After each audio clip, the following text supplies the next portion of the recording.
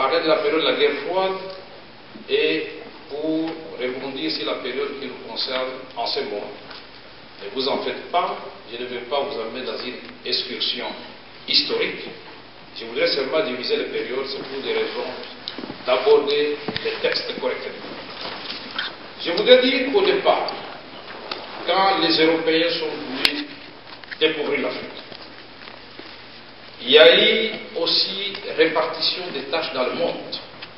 Malheureusement, l'Afrique a été réduite à ce moment-là à un simple réservoir de main-d'œuvre bon marché qu'il fallait amener en Amérique, dans les grandes plantations, pour la construction de l'Amérique, mais aussi pour accélérer l'industrialisation de l'Europe. L'Afrique a raté ce premier rendez-vous. Ses fils ont été déportés, mais il n'y a pas eu d'accumulation du capital à l'Afrique.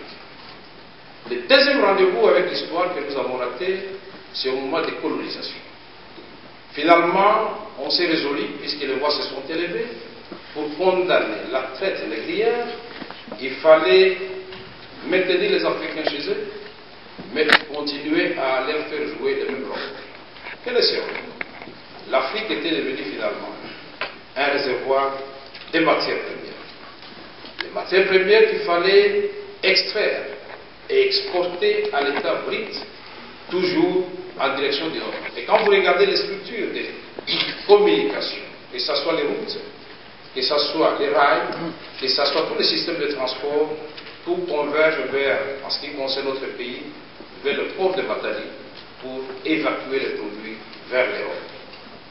Encore une fois, les villes ont été construites en Europe, en Belgique notamment, mais rien n'a été fait au Congo ni en Afrique. Mais après la chute du mur de Berlin, après la fin de la guerre froide, puisqu'il faut rappeler, pendant la période de la guerre froide, l'Afrique a joué un rôle. Ce rôle a été joué essentiellement par ses chefs d'État, qui étaient soit du côté du bloc Est, pour contrer le capitalisme, soit du côté du bloc Ouest, pour contrer le communisme. Et les chefs d'État pouvaient se passer une longévité inégalée au pouvoir, pour autant qu'ils jouaient bien ce rôle-là. Mais encore une fois, l'Afrique n'a rien gagné. Nous voulons dire, depuis la fin de la guerre froide, le rôle doit changer. Mais nous avons l'impression que l'Afrique est en passe de rater encore ce nouveau rendez-vous. Parce que si, dans les pays de l'hémisphère nord, leur redéfinition des rôles